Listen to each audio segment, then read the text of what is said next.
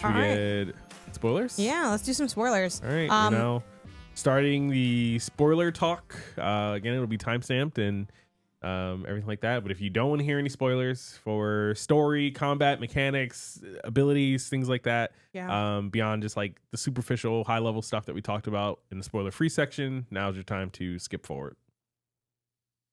All right, spoilers. Let's get into my boy Verso. Let's go. Let's go. Yeah, how do you feel about the fact that they kill off the main character? I'm clapping. I'm clapping. I'm standing. I'm clapping. Game, I love that. I love that. And I spent the whole game afraid that they were going to resurrect him because I'm like, don't be a coward. You did something really cool. Like I love that. Again, I am into the dark brooding stuff. So I thought it was really shocking, really moving. And it led to like what my favorite scene in the game was, which was Mael going to like his grave, which I'm getting like just choked up thinking about it. I think that scene is like so well executed, so like beautiful, and like it was like so easy to like for me to like emotionally impose myself onto Mael. I also love with this game that like from probably the first 30 minutes of this game, maybe not 30 because I think it takes you longer to find Mael in the game. I was like, Mael is my girl. This is like both mechanically and also just like she's like just this cool young girl. She's, you know, the youngest in the crew. I think she's like 17 or 16 or something. And something about her, like I found very, like I felt very like drawn to her as a character. You know, she has like her brother Gustav. Like I have my older brother. Like there's like that element of it, but also she's like great in that. I don't know. We don't see. Obviously, there are games about like teens, like Persona is like always about high school kids. But I think she's like so cool in that she is like pretty mature for her age. So like she's not exactly, but she's also not like a tryhard. Like sure. And I don't know, like I think they just capture her really well, where she's like she has her motivations. She's like, I don't want to stay here and just wait to die. I want to be out there doing something. I want to roll with my brother and his crew. And it also just makes sense for her character with like her backstory of like kind of being on her own and like an orphan really young. And yeah, like I'm like, this is Mael's game. Like I had been saying it since like before even Gustav died. I think I was like, this is Mael's game. I was like, Gustav. Also, I think the thing that's funny too. Ain't nothing wrong with Gustav. But I was kind of like, he kind of always read a little boring to me. He kind of was like, he kind of felt a little vanilla. I was still like moved by his death. Like it was a moving scene and, you know, a shocking scene and all of that. But it was like, we ain't lose a beat losing Gustav. We just kept, and then also I think it was really funny. Now this is unintentionally funny on the game's part that like they gave us legally distinct Gustav. I was like, Gustav Doom is like Verso. Yeah. Oh yeah. No, they swap him out pretty literally. Genuinely, seamlessly. I don't even remember Gustav's moves. I could not tell you what he was doing. I guess, and I think it was executed pretty well the way they did it too. Where like, and I'm a little bit curious in the new game plus if there's something to this. Where like when you first start playing and like you see the characters like ability maps kind of thing, there's like things locked off for Gustav. Yeah. That implies you'll just unlock it later with like a power up or something like that. And it's like, oh no, he just dies. And you just never know what those squares open up to. And I wonder if in New Game Plus, do you like eventually get those then? Like, because when Gustav dies and you get Verso, which kind of like replaces his role in the team, the abilities and things that you've invested into Gustav just transfer over to Verso. Which I'm like, thank God, because I'm like, I spent all this stuff. Yeah, no, that would be a huge miss on their part if they didn't do that. But now I'm wondering, like, okay, now that I've done more with Gustav and I go to New Game Plus, or now I've done more with Verso and I go to New Game Plus, like, does Gustav now benefit from Verso's hard work and stuff like that? So, something to maybe, I don't know, boot up again and check out at some point. I also want to know, I have so many questions for these developers. I want to know about thorough intent in having Verso unlock Gustav's haircut. I feel like that was crazy. I think they're like insane for that. I think that was the fact that you can so vicious. Wear Renoir's outfit with Gustav's haircut is like yeah. Well, the Renoir's outfit makes sense because it's like kind of like you defeat. I forgot if you get that when you defeat him or what, but like it's like that doesn't like shock me. The like, damn, not the dead brother's haircut. Like, oh my God, that's wild. But Yeah, I liked it. What about you? Were you like, how did you feel about that death? Um, man, similar to other big, notable, popular early video game deaths of the main character, I didn't see it coming.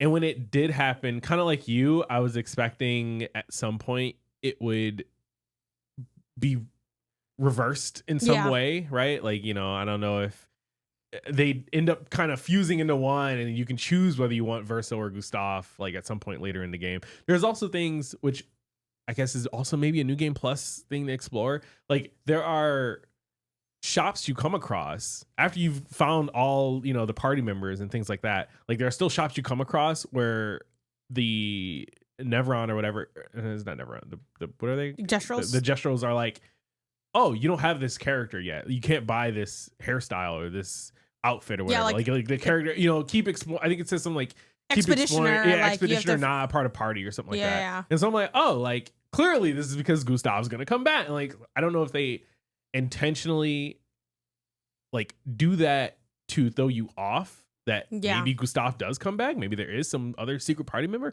or is it like a New Game Plus kind of thing? You know what I mean? Yeah. I think it's I like the way they killed him. I think it was very like cool and emotional. Like that battle, the fact that like they're telling the story in the middle of the action of the battle is really cool. They kind of are cutting back and forth, doing like cutscenes while still having the battle overlay like on top of it and everything. Like I thought all of that was executed super well. I think in fact a lot of the boss battles that in the game, they kind of like end on some more like cinematic sort of finishes and things like that all look really cool to me. Yeah, I agree. I think these have some of the best boss battles in a game where it feels like you really have like been elevated to a moment. Like the one with the like the first like lampy guy. Like that was like a big deal. Like, and I think they do phases really well. Where like after like the first like two of those, I kind of started to clock. Okay, well, obviously, if I don't see like the end battle screen, that means it's probably another phase. But outside of like clocking that, it was that like, oh my god, like because a lot of times like when you, especially because for the most part, there's not really like by the end of the game, there are very easy ways to like be over leveled. Like I was way over leveled for the end fight, and I didn't care because. I've been busting my ass to get leveled this high. I don't mind. I don't need this to be a big fight. I've had so many big fights that like I don't need more big fights.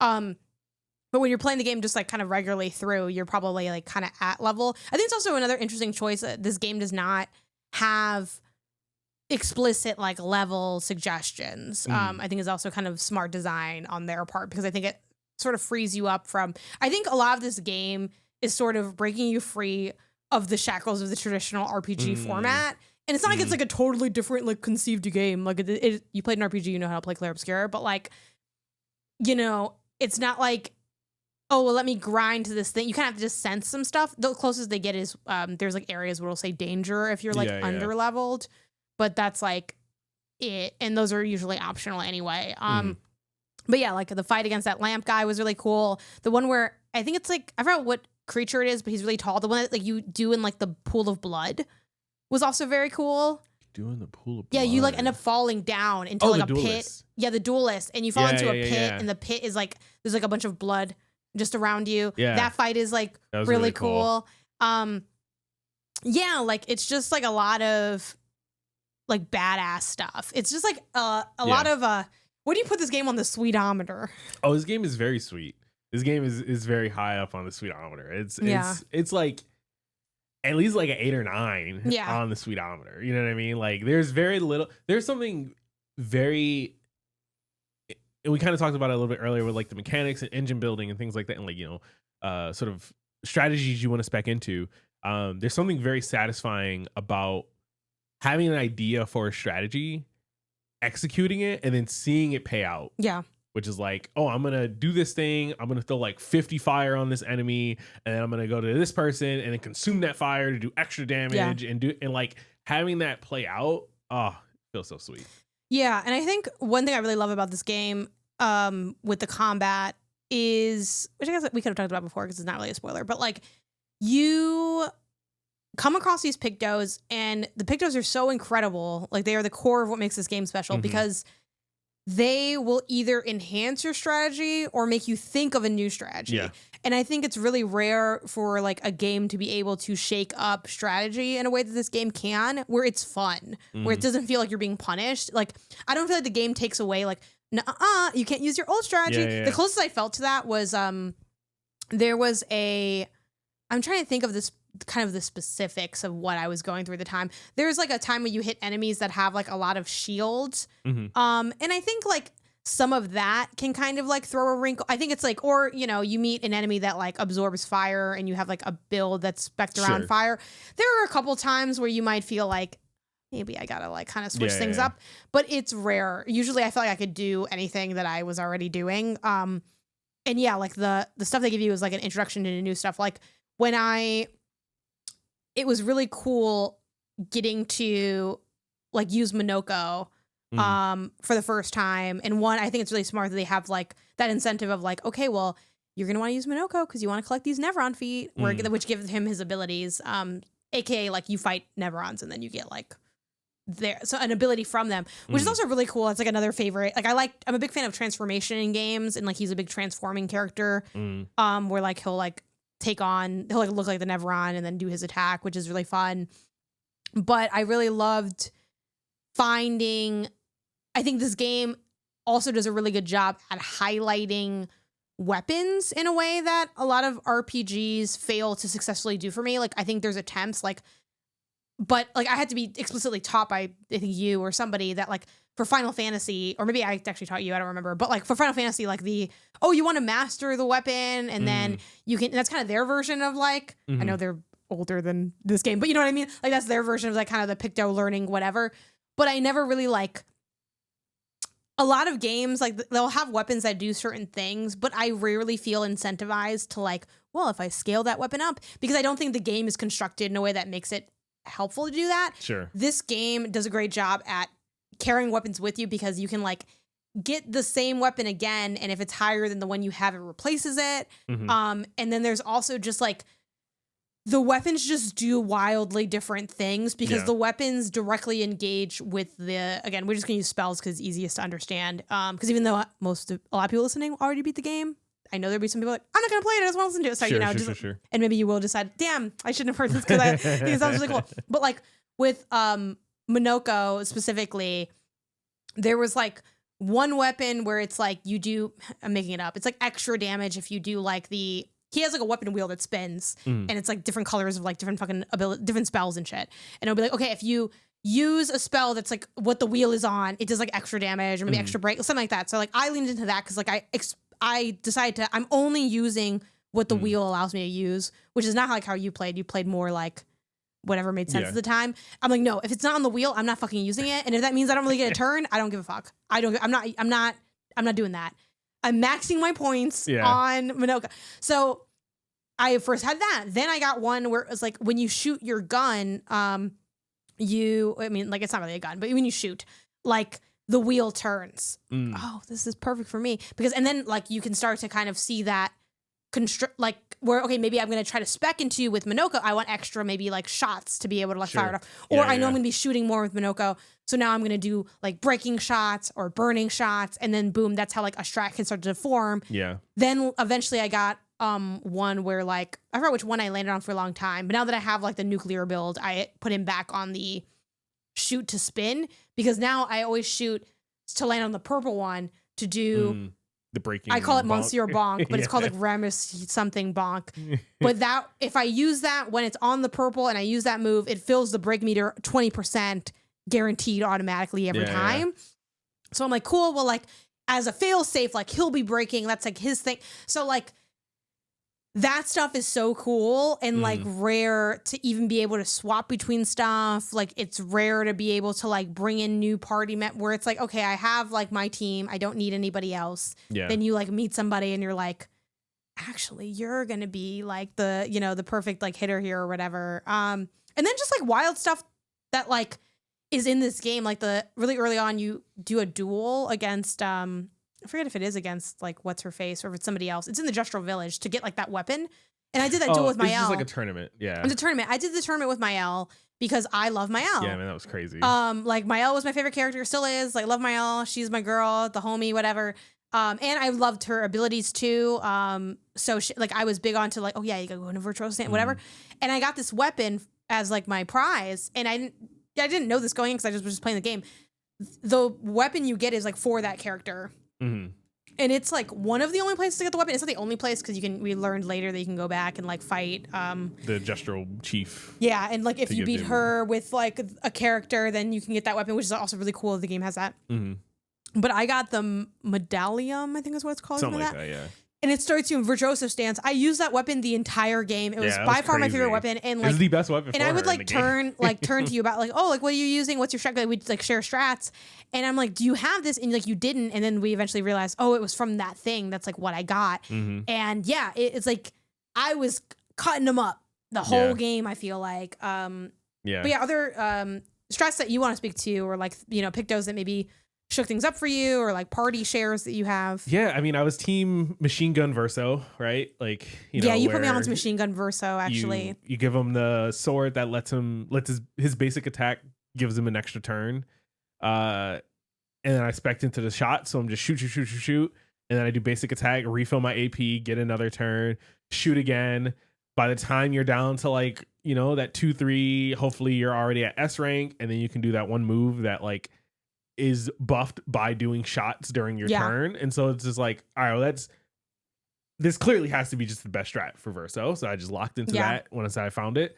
I did come around to at first I was like very Loon and CL focused, but then by the time I got that strat with Verso, started leaning into Mael's fire stuff, started leaning into Minoko's like different feat abilities and stuff like that.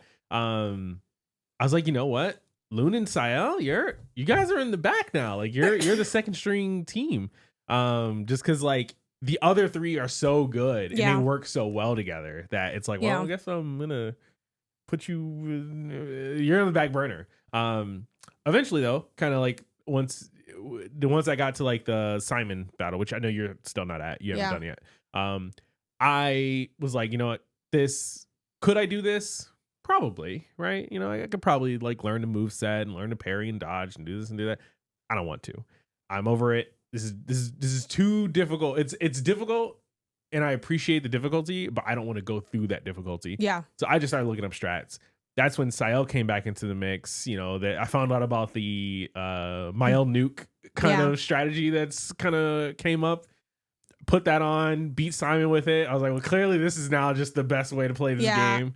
And so what about that way? In the Endless Tower, I handed you the controller and I said, give me the Mael nuke, because I was like, you know what? Actually, it wasn't even the Endless Tower. It was what's her face? CL or Claire. Claire, yeah, because so this is something I kind of wish I spoke to a little bit more in the non-spoiler section, just because I've seen some people, obviously everyone's gonna be different, but I, as a dodger, as a number one member of the dodging community, I've seen my fellow dodgers say, see, I can't play this game because like, or I'm not into it because it's like takes a lot longer to like be dodging, obviously, because with parrying you can like, if you parry all the attack, like an enemy will do an attack and say they hit you like 3 times, if you parry all of those, then you do like your counter. And the counter usually does like pretty good damage, and like it just kind of makes everything go faster. I never really parried in this game. I probably parried like, not literally this, because I don't have the stats. I wish the stats were somewhere. That would be fun, like all dodge, all parry, or whatever, all damage. That would be really cool. But yeah, like I've maybe parried like 100 times in this game, like like not a lot at all, because I have like 60, 70, 80 hours in this game at this point. Yeah, I just don't give a fuck to parry. I don't want to learn to parry. I'm not good at parrying. I don't like being punished for parrying. And yeah, Clea, I felt like was the one. Well, there's a couple of optional challenges where you do have to parry. Like there's one enemy. He's like just like an optional enemy in the side of a level, and he just literally like, you like literally just don't get a turn, so you like have to parry him. Yeah. So there are a couple times where you do have to parry. But mostly you don't have to parry in this game. So I just dodged. I did hear, I've not looked into this myself. I heard that there was a recent update that increased the parry window. I don't know if that's true or not. Oh, cool. Okay. I don't know if you want to Google it or something and see if that's anything.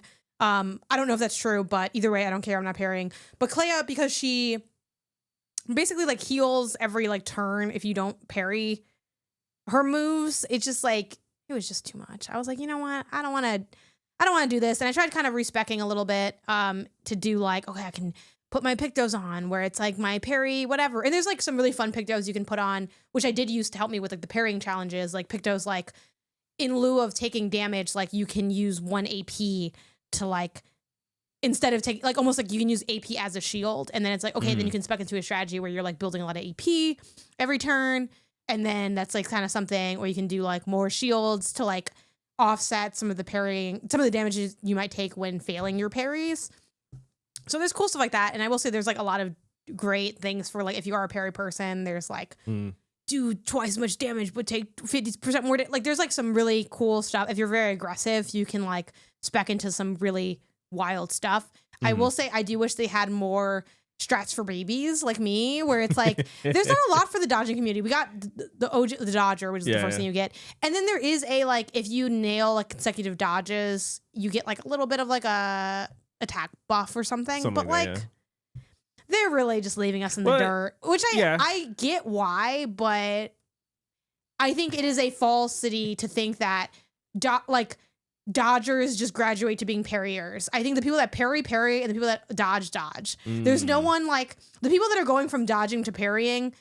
That's like 10% of people. Like there's not a lot. Like if you're hitting the dodge, it's not like, and I think the people that like parrying, they like parrying. They like what they get and they can do it and they get the counter. Like the people that like parrying are not going to be like, well, I get so many benefits from dodging, I'm going to go dodge. No, they like to parry. That's what they do. It's their whole personality. Yeah. So throw us a couple. I would like to see a few bones thrown to the parrying, the dodging people, because we get left in the dust a lot in these games. That's fair.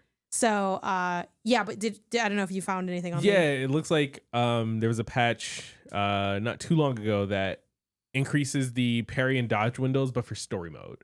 It's like easy kind of difficulty. Okay, cool. Which honestly fair. Like at that point, yeah, sure. Honestly, give me an ability to just auto parry, auto dodge, or like, you know, at least auto dodge, if not auto parry. Like you give me an ability to auto do the quick time events, like at a certain point in the game, or like for it's a setting, right? To auto do the quick. Yeah. It's like an accessibility thing. It's like, yeah, give me all these accessible. Why? Let me cater the game to my wants. And cater to you. Or even like, I think it'd be fun to have a potentially like a dodge parry at auto maybe, and then it auto does but isn't guaranteed to hit. I think that could also be something really fun just for people that don't want to like, almost like you roll to like see if you dodge, almost like not like a tactical response thing, but like an odds thing. Sure, that could be kind of fun. Something like that. Sure, I can see that. Just like it's always nice to have more options, I guess, because I do think some people are sort of like not into, which I get, because I mean there's some battles I did that were like long, like 15, you know, there are battles. I was in there for like sure. 15 minutes, but I liked it. I don't have a complaint about that, but I think some people don't find that as fun. My thing is more, there's a inconsistency in telegraphing of when to parry or dodge, and it's not always one case and it's not always another case. Like sometimes there's visual cues, a lot of times there's like audio cues, but I mean it is very likely that you can play a game without having the audio, whether you are, you know, unable to hear it yourself, you're somewhere where it's loud, you can't play it, a speaker's like, there should have been, I think, much better accessibility configurations for signifying when to parry. I think the audio is huge. I think that's a huge miss. I think there should be like a visual audio indicator probably would be added, like almost like Fortnite with the shooting and stuff like that. Yeah. Because I'm of the opinion, if you don't have the sound, like the sound design on, this game is unplayable. Like it's way harder. I think that, but to that point, I actually think, you know, as much as I have some of my criticisms of the OST, I think this is like up there for sound design of the year, simply because of how core the audio cues are to this game and how much I think that they kind of nailed it a bit. Like I personally feel like I always knew like what to do from the audio cues. Now sometimes I wasn't able to do it because you still have to like trust yourself to time, and also you still have to do it. It's like not you know, if you could do it every time, like you would just do it every time, right? But like I feel like the audio cues never let me. I think the visual cues are intentionally a little misleading because the game is a lot of like like it's like fake hits, like fake outs, almost like someone faking out like taking a shot in like a basketball game. The game does that a lot, but the audio never there's no fake out audio cues, and that's why I feel like the audio is but like the audio is core. not always indicative of when to react, and that I think is my biggest problem with it. Sometimes you react like at the audio, sometimes the audio happens and then there's still a delay after. Like there's only one audio cue when the attack is gonna come. It's not like they don't fake out audio cues. But even with an audio cue, it is not, that's when you react. It's like, okay, now it's coming and I can react. There's enough moments where that is the case for me. I personally disagree with that. Like, I feel like those moments are like very few and far between. But if you don't have the consistency, that to me is the issue. It should be a rule. It should be a language that they speak. I personally feel like I think every audio, like I think I can point out like every single like audio cue associated with it. I mean, I'd have to watch footage and like hear it again, but like I just I don't fully agree with that. Like I don't feel like audio alone is not enough is my thing. And if you're gonna go that, if you're gonna lean into it, it probably maybe isn't fully enough. Like I have thought about like, can I close my eyes and play this game? And I think I would do a lot better than you would expect, because I actually find the audio cues to be really like, I think they're like, there are audio cues. I'm not saying that there's not audio cues that aren't helpful. I'm just saying it is not enough to go off of it solely. And I feel like it's a system where it feels like it should be enough, but it's not. Sure. Again, I think I just kind of just don't agree. But I mean, either way, I think the telegraphing is tough. In a way that some people might find grating, because it is very like, it's still challenging. Either way you slice it. But let's see, other stuff to talk about first. I guess like just to make sure we get to it, the ending of the game. So we did a really fun thing where we played this game side by side, almost exclusive at the same time. I think there were some times where you did like play without me a little bit, maybe just for the platinum. Yeah, mostly or whatever. But we played it side by side. You know, I'd like look away if there was like a cutscene going on. It wasn't that hard to.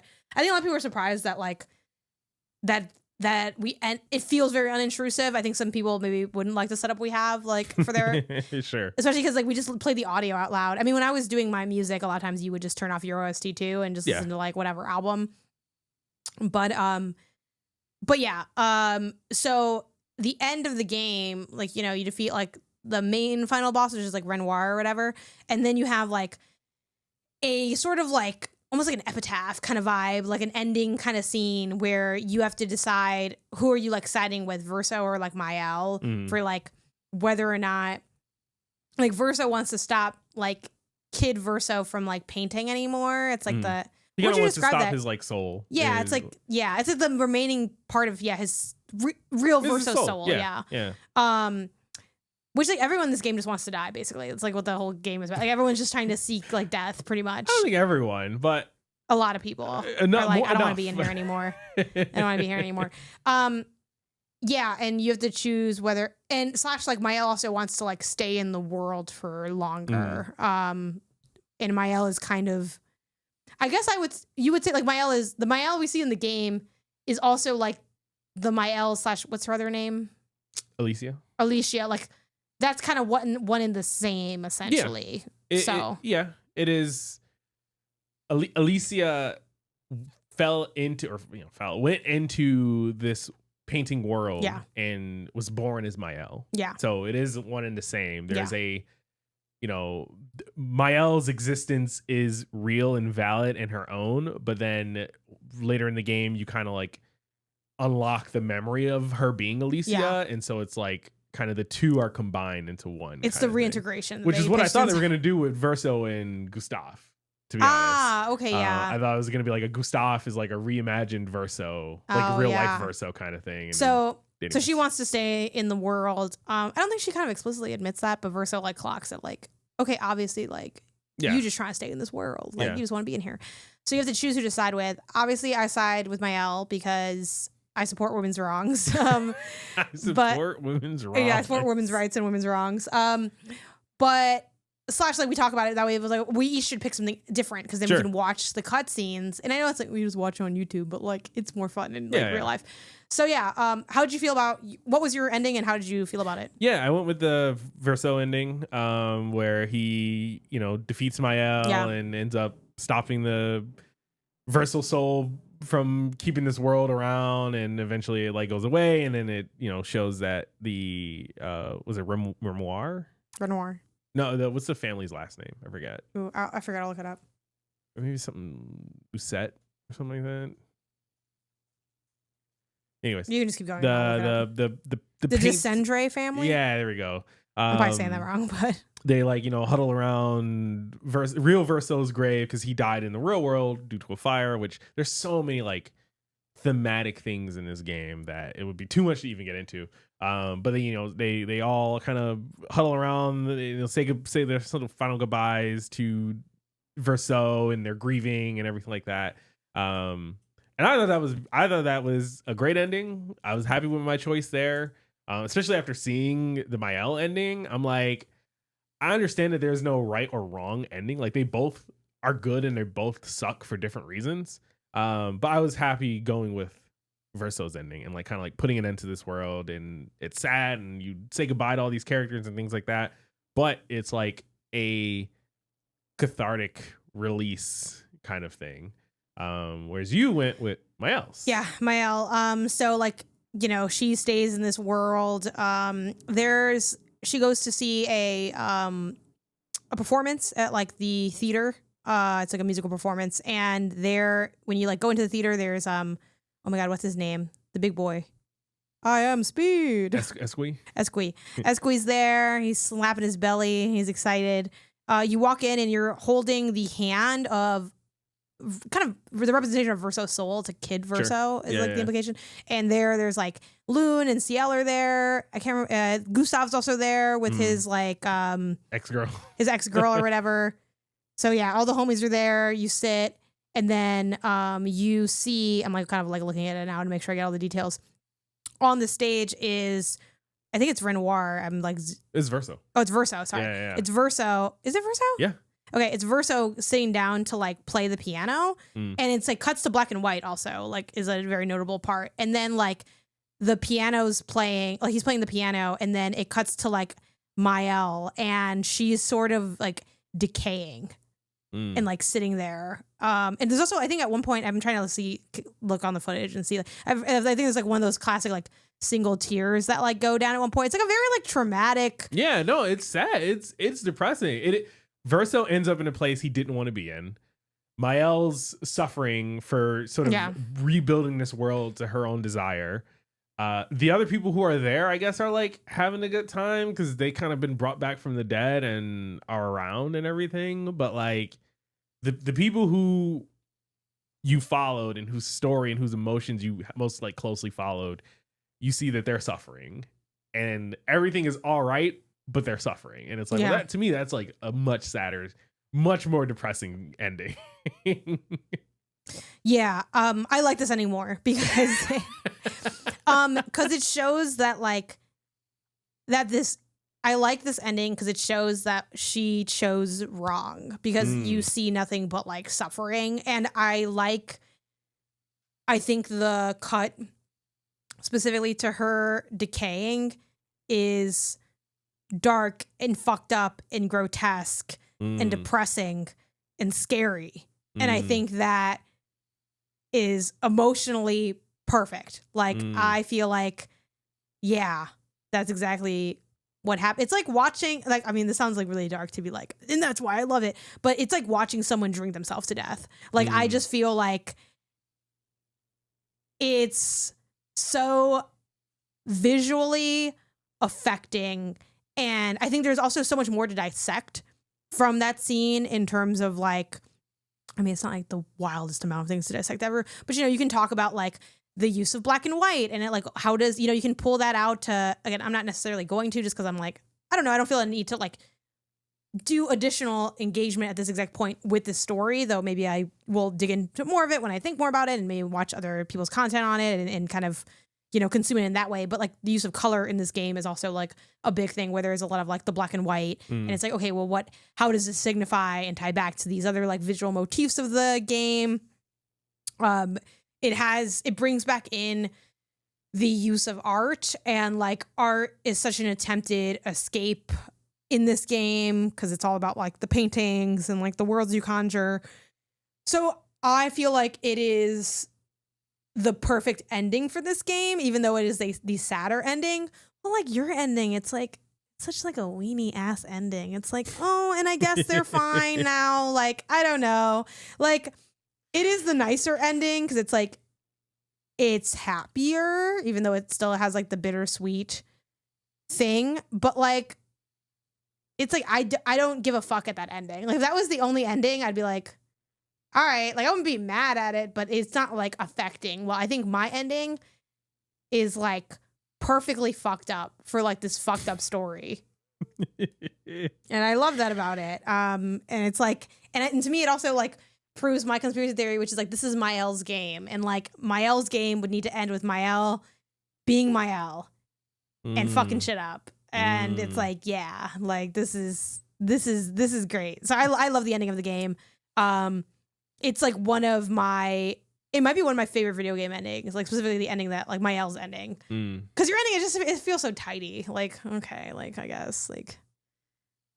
I thought it was a big emotional payoff, and that's fine. That's fine. But also, you get both, so it's kind of like it doesn't really matter in that sense because it's like, okay, they're both the ending of the game. And I don't think they would ever.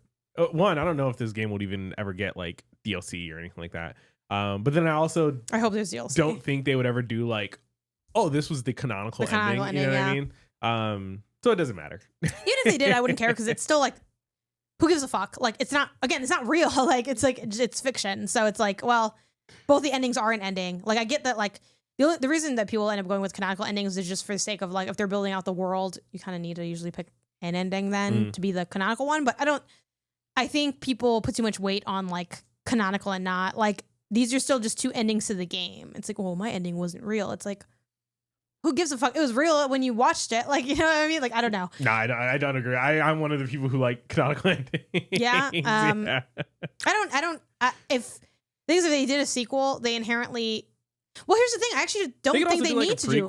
They don't even need to do necessarily a canonical ending because this doesn't really. I guess it would change whether or not Alicia's there because, like, I guess if at the end of my game she kind of like deteriorated. We did presume that means she like died in real life also, like she, because that was kind of the risk of like with the family where it's like if you're too long in the painting you can like die in the painting kind of, or like you can get fucked up from being in the painting too long.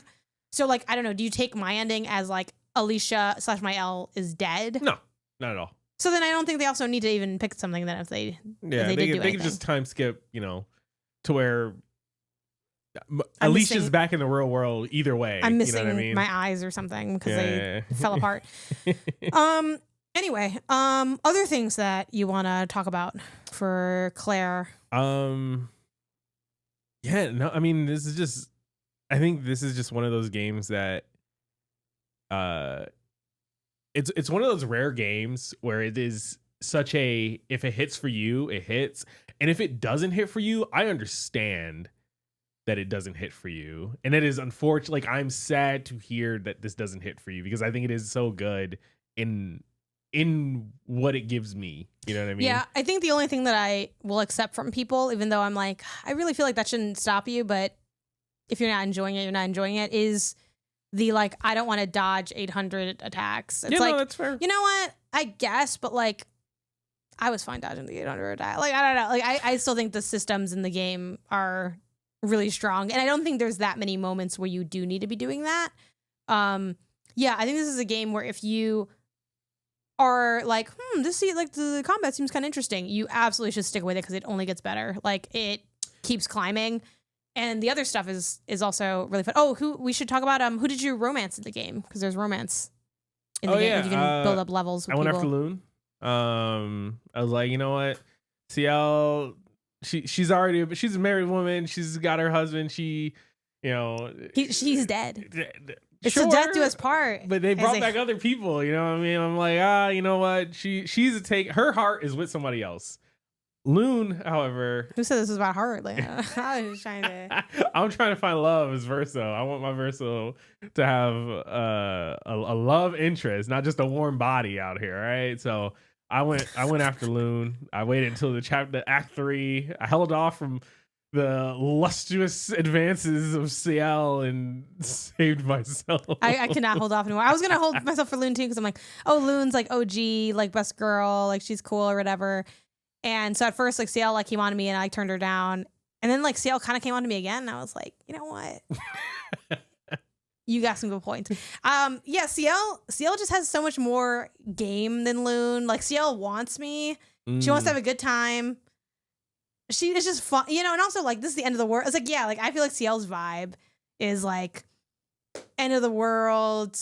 Which is also why I think Verso's ending was also more impactful for me. Is because it's like I did all that with Loon, romancing her and everything, you know, had a connection, whatever, blah, blah, blah. And then at the end, it's like, she's not even mad that you betrayed her. She's just disappointed. Like, it's like almost that like, she's disappointed that this is where the world ends for her. Like, it was just, anyways. Yeah. I feel like Ciel was kind of mad, but Ciel was, I think, mad, but Loon was like disappointed. Yeah. Like Loon was mad at you. Ciel was like acceptant of it. It was like, all right, I died before, whatever, cool, blah, blah, blah. Anyways. But yeah, Ciel is just, you know, she just got those chill vibes. So it was funny that she had that horrible bob in the like bad clown suit when I romanced her. But her outfits. I'm mad I still don't have the slutty Verso outfit, which like to me, the sluttiest Verso outfit, but anything at first, oh, it's the swimsuit. No, it's the open shirt, the white shirt that's like all like ruffly. I want that shirt so bad, and I don't know where you found it. I don't remember either. But yeah, I romanced Ciel. Yeah, so I think I liked all the sort of like relationship building stuff with people. Something that we didn't talk about yet that I guess would be in this good spoiler territory is like I think the companion quests are like some of the best companion quests I've seen in a game. I think they do a good job making them, again, everything in this game is very like tight and brief, which is nice. Despite like me having put in like many hours. I like the sort of like, there's like a good narrative setup. Like I know, like, is Loon the one where she's like looking for her parents, or is that Ciel? Like Loon looking for her parents, and like wanting to find like the note, like the expedition like stuff from like that they left behind, and then like you go to the place, and then you have to like fight this big snake thing, and like it's like cool, good story, good combat bit. The note, it's like all very like clean and cohesive. Where sometimes I feel like some of these quests for companions, it feels like they don't really know what to do mechanically to make it tie into the narrative in a way where it's like, I want to go to this place. Oh my God, it's an ambush. That was fun. Thanks for the adventure. It's like, I don't know. It feels kind of like you kind of slapped it together. And I felt like the character quests made a lot of sense, and they had a lot of emotional weight to them. Like Monoko or Monaco, however you want to pronounce it, like trying to resurrect his like pseudo kid in the thing. I think it would be a pseudo parent actually. Oh, well, it's like parent child. It's like, oh, you kind of came back as a kid in a way. So yeah, like his like best friend or whatever, however you want to call him. I guess Verso is his best friend, right? It's like, okay, that's like cool. I forgot what, did SK have one? What was his? I don't know. He wanted the stone or something. Or he wanted to help his friend. His big thing is getting the stones and then helping the like turtle guy. Yeah. But yeah, all those things were like really nice, and like and like little nuggets like, oh, Ciel not knowing how to swim, and then talking about how her husband like drowned himself essentially, or like he got lost, like he just got gomaged. No, he didn't. She tried to drown herself. He didn't get gomaged. He died. And yeah, he definitely did not get gomaged, because she mentioned I was prepared for him to be gomaged. I wasn't prepared for him to like die. I don't know if he died in like, maybe it wasn't he died in battle or something, but like, yeah, I'm pretty sure. How did Ciel's husband die? An accident on an outlying island, his body washed away by the ocean. Oh, okay. Never mind then. Yeah, because that was a big thing that she mentioned, where it was like, oh, I didn't like, it's like, damn, then he just died. So it was like, yeah, it was an accident. So yeah, and then but she tries to kill herself in the water or whatever. So like, it's like, they have such good stuff in here. Good narrative nuggets. Yeah. Any final last call for thoughts? You were banned from spoiling Clair Obscur after this, I suppose. Kind of like last thing is like, for me, I think you made a note of it as far as like the comedy of the game. I just really like a lot of the puns and like kind of thematical through lines that you don't realize until like later in the game when you start to discover like the actual story that happened and the situation and stuff like that. Like from dumb things like Minoko's obsession with feet is like he has to defeat the like enemy to get their ability and stuff.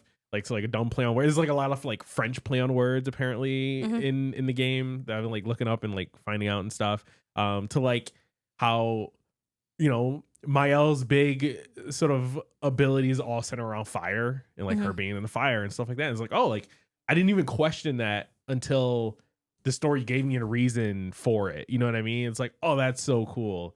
That like the CL's, you know, her power comes from the combination of like a sun and moon, which is like her husband and child that like she lost. Like there's like a through line there. Kind of Loon's whole thing is about like orchestrating all these different elements and stuff, which like as a musician, it's like it kind of plays into like her personality a little bit. And like I thought there was just so many cool things like that I just again didn't realize or didn't connect dots. I didn't connect until like later on that almost makes me want to do a New Game Plus, but not enough to actually do it. Something I wish I had said during the non-spoiler part, because this is like not really a spoiler, but I think the game also does a really good job like adding some like differentiated gameplay to its core, which is like at the core you're like exploring, and the exploration's like honestly pretty basic. It's like go around the corner, ooh, there's something on the floor. It's like it's not really that interesting, but I think they do really a good job at like little stuff like the sort of like side activity of like breaking the orb by like finding the 3 spots to shoot. Those are fun. Cool stuff with like the white Nevron quests. Things like I'm trying to think of what the other one I thought of was a second ago. Oh, the P-Tank or whatever. Petanque. Like you have to kind of like chase them to land on a spot, and then you fight them, and usually the fight kind of has like some layer of like a gimmicky kind of thing. The mimes, of course, are classic.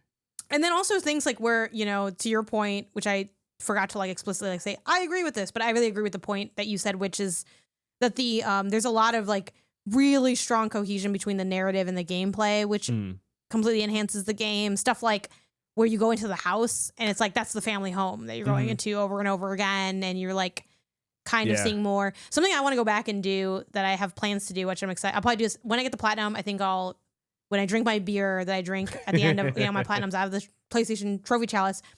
And I know people are going to be like, no, you skipped this. It's like one of the best parts of the game. And I'm like, I know, but like I couldn't do it. The audio notes. And I think the notes are really well written. I did listen to like a couple of them, but by and large, I skipped a lot of them because they do not let them play while you walk around. And I hate sitting there and listening to, and I know like people are going to be like hating on that. It's only like 45 seconds. I don't like doing it. I don't like it. No, so I chose not to do it. That's fair. But I know there's like a lot of good additional narrative stuff in there, and part of the platinum is collecting all of those. So I'm going to collect them all, and I'm going to listen to them all, and then just kind of like take in more of the story. And yeah, this is one of those rare ones where if they have DLC, I absolutely would do it, because I love this game. I think it's like really, really incredible. Shout out to Clair Obscur. If y'all ever make non-ugly merch, I'm gonna be there. You haven't done it yet, but I'm hoping that. I mean, it's gotten so popular. I think. I'm hoping like what's it called? Fan Gamer? Is it Fan Gamer? That does like the merch. Yeah, probably Fan Gamer or like Lost in Cold. Like just somebody comes and like saves the merch here. Because even like this is like so not related to the game. There's like a T1. I don't remember, but I'm looking up. So like, I wasn't going to say this because I know we know people that got the collector's edition and they think the collector's edition looks really good. I think the collector's edition, I'm not interested in it. I don't think it's interesting. It's just a big plastic statue of the monolith with like the paintress. I think that's cool. I think it's ugly. I don't like it. I'm sorry. The steelbook's kind of okay. And the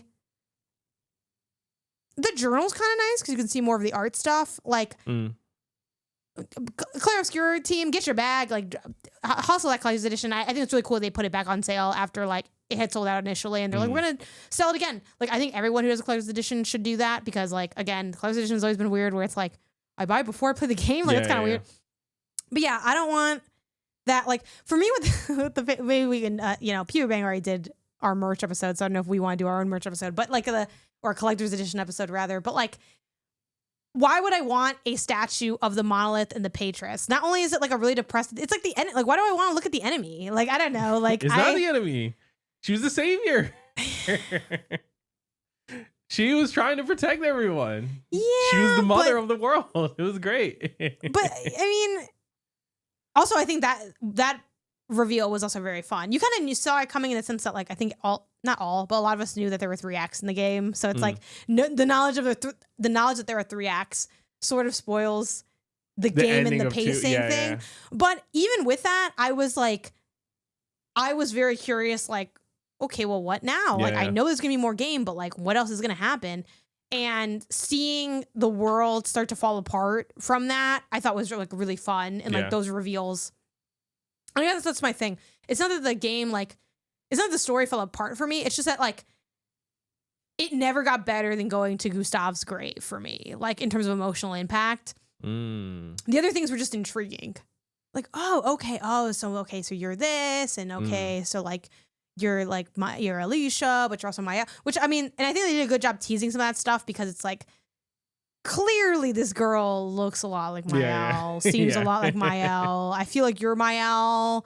Sure. Is it a timeline thing? Is it a thing? Like, I think this game does a great job at building curiosity in a way that most games like almost can't do, because like their story's not intriguing enough to have curiosity to it. Like it's like,